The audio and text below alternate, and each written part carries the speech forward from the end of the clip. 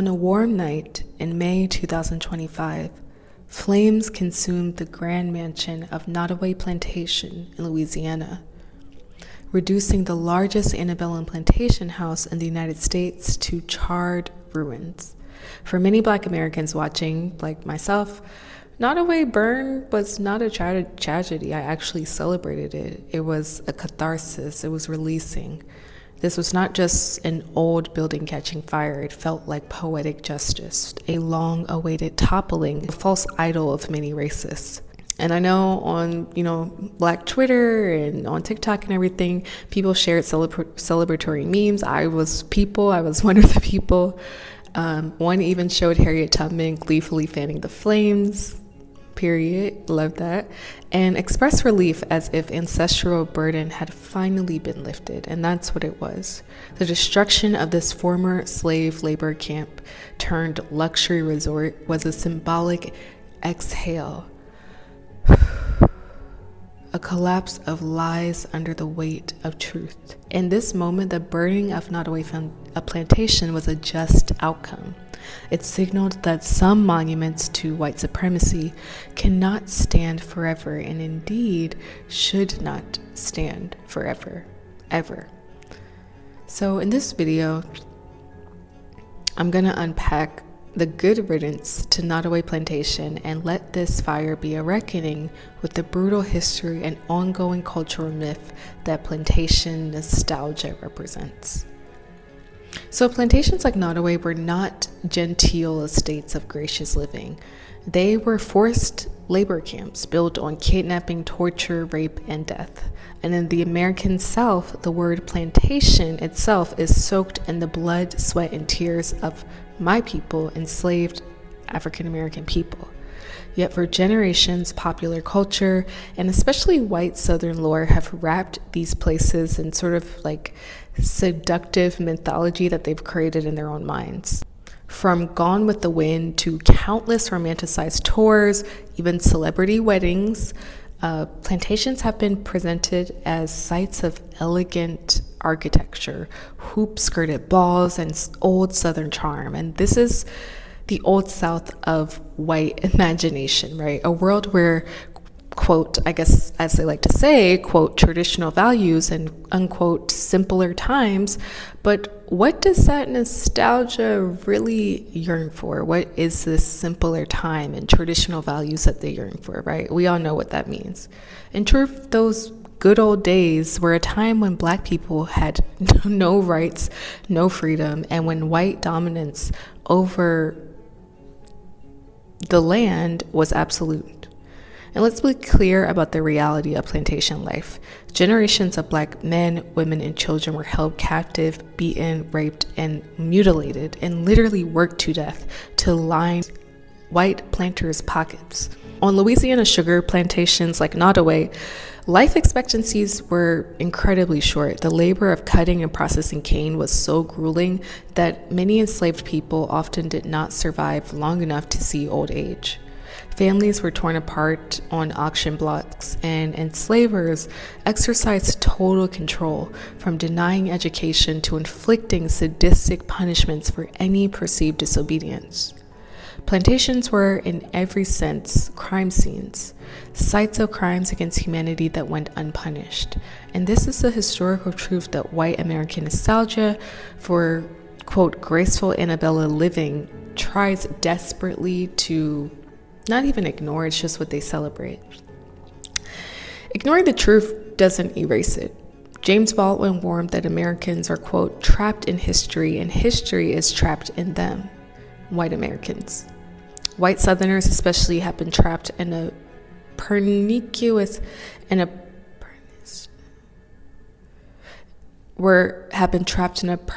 lie. The lost cause myth that downplays slavery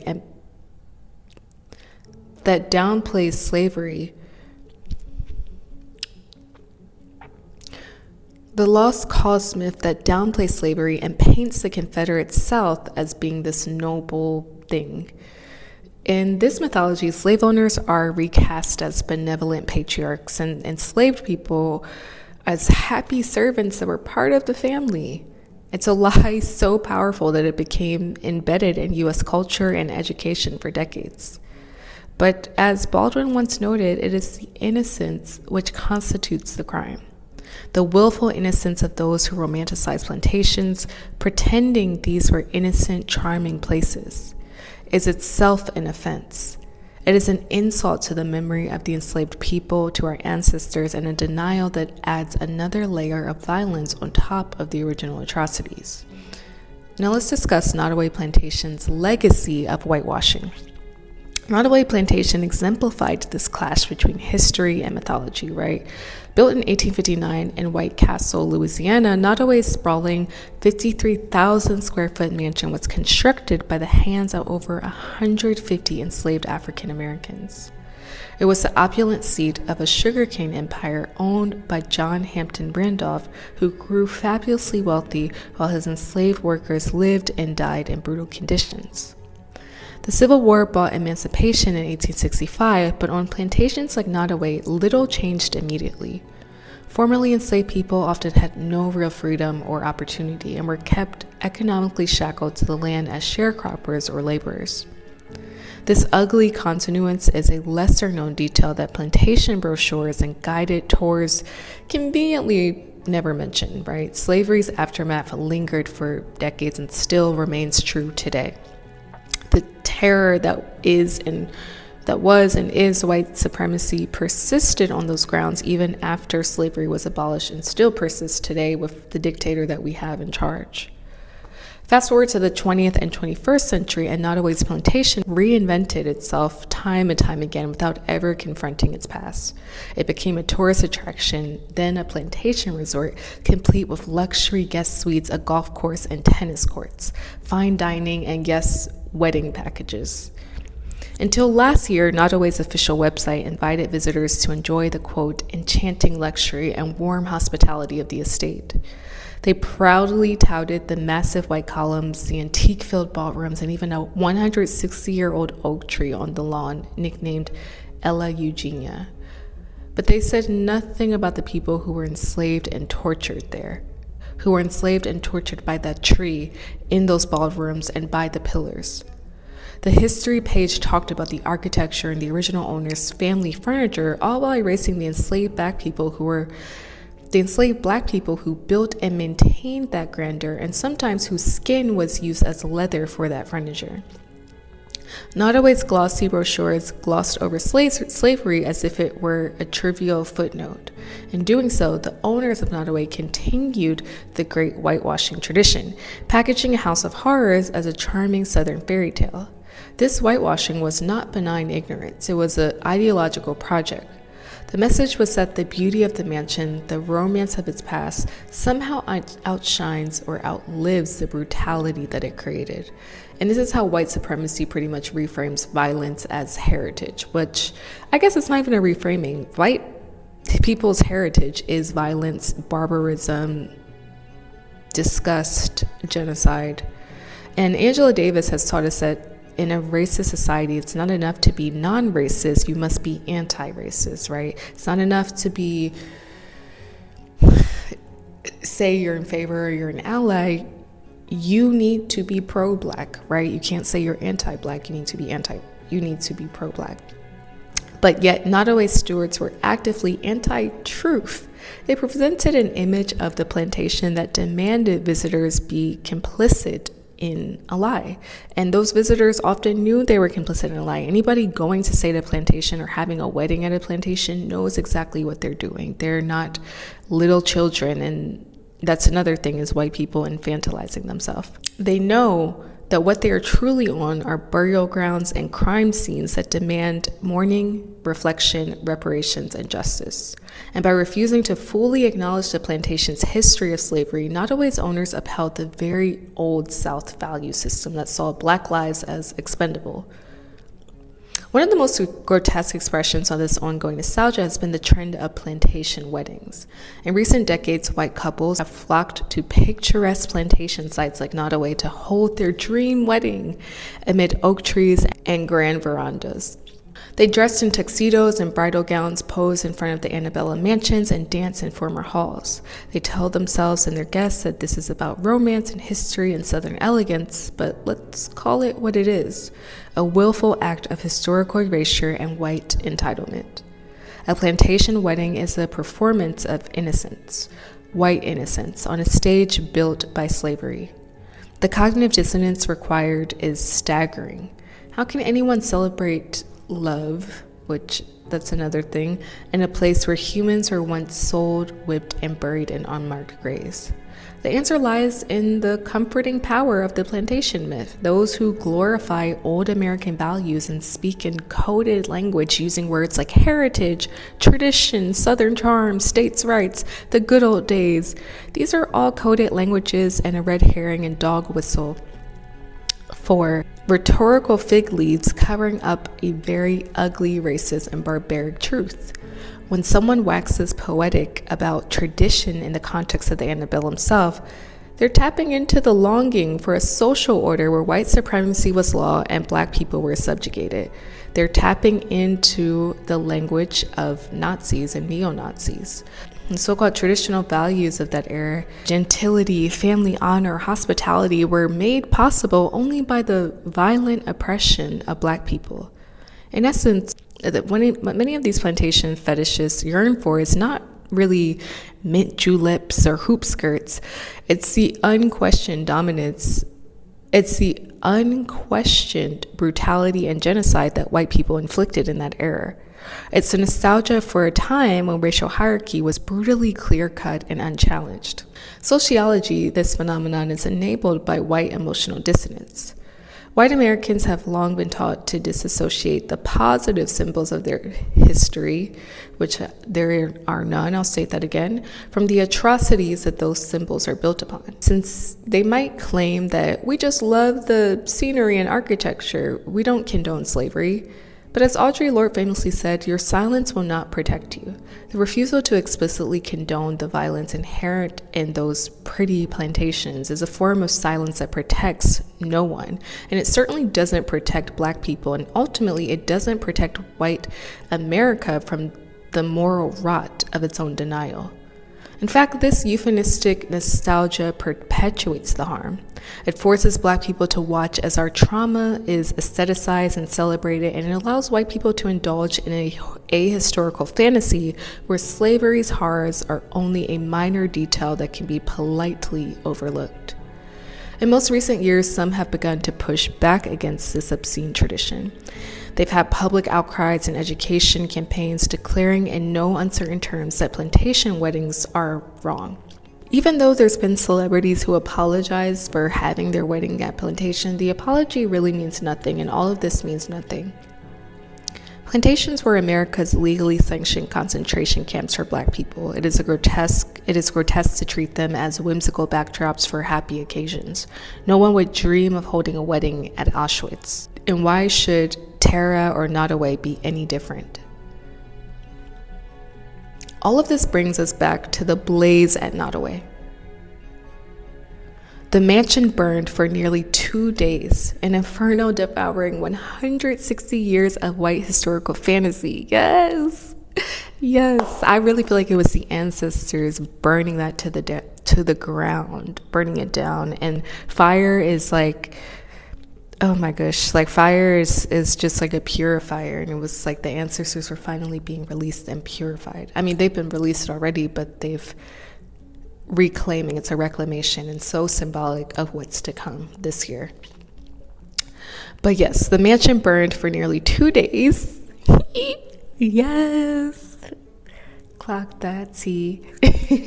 An inferno that devoured 160 years of white historical fantasy, and officially the fire was caused by an electrical accident, but spiritually and culturally, I feel something deeper was at work, and many people feel something deeper was at work, a sense that the ancestors were watching and that justice had finally been served.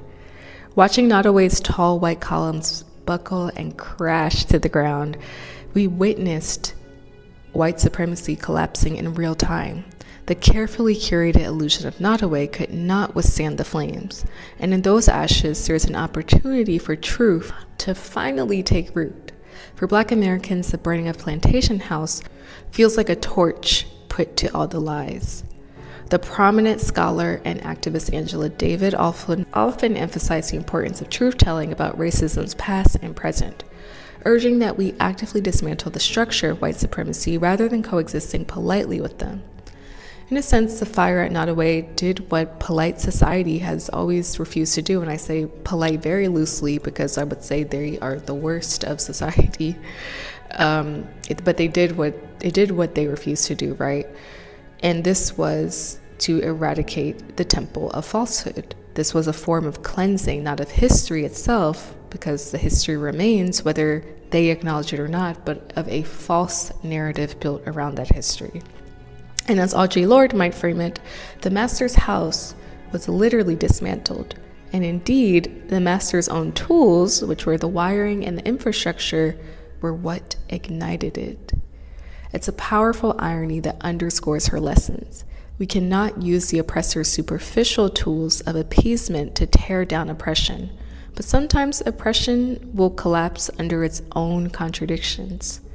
Nottoway stood as a gorgeous lie, and its beauty was the alibi that so many people used and so many white people used to allow it to survive for so long and feed off of society. The fire exposed that ugliness could not be hidden under white pillars forever. There's also something incredibly instructive and telling about how different communities reacted to Nottoway's demise. Many Black folks rejoiced, or at least felt no sorrow, as we shouldn't, as no one should, and we have no love for the physical monument to our subjugation.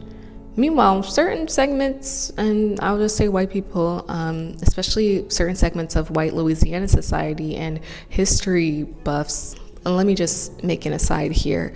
I'm a history buff myself. I know so many history buffs.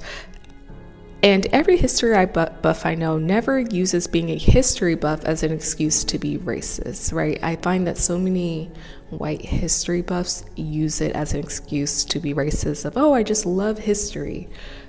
No, you love slavery. Anyway.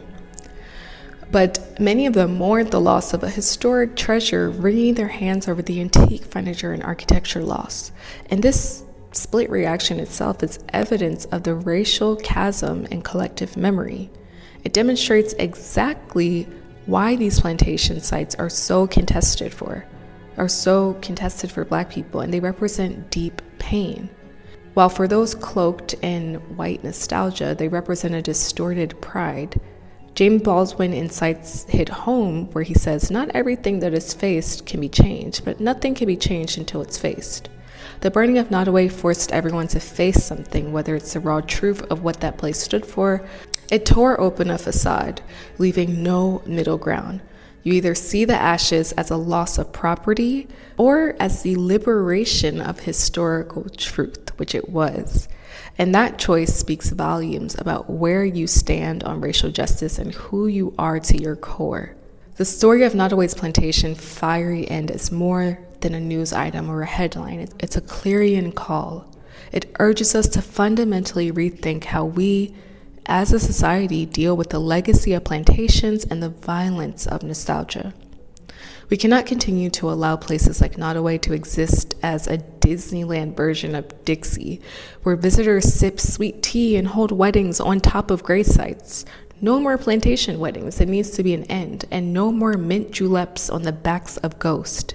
It's time to end the ghastly practice of whitewashing the antebellum South, and instead we must transform these sites into places of remembrance and education akin to Holocaust memorials and museums. Some forward-thinking institutions like the Whitney Plantation in Louisiana have already done this, centered the experience on the enslaved, banned any celebratory events, and dedicated themselves to truth. We need more of that courage and less genuflection to white comfort. As we rebuild or reinterpret what remains of Nottoway and hundreds of other plantation sites, the guiding principle must be truth over sentiment. The only respectful way to honor the generations who suffered there is to tell our stories with honesty and reverence.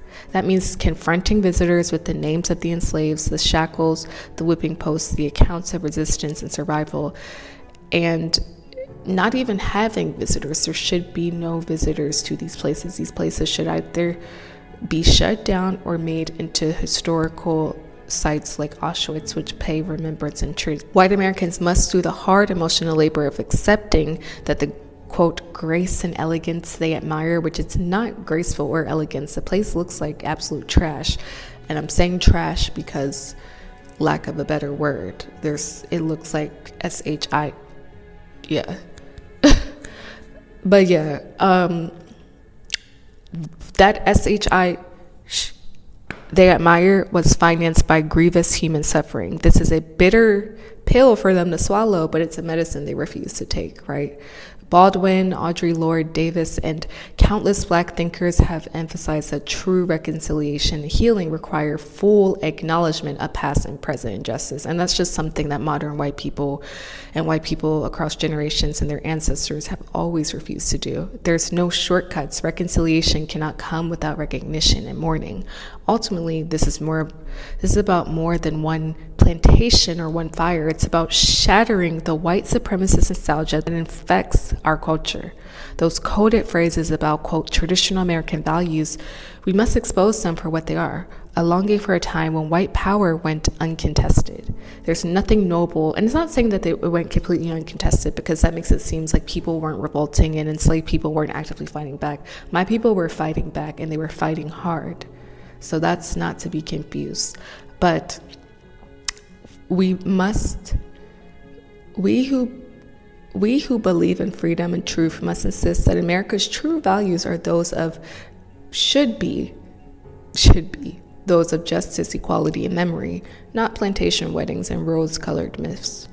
In the spirit of Audre Lorde, we affirm that our righteous anger at these injustices is not only valid but necessary.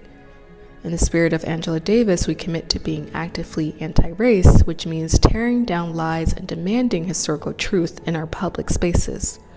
And in the spirit of James Baldwin, we confront America with the fact that its innocence is long gone in the flames, and only an honest reckoning can prevent the next fire, the real fire, from consuming us all.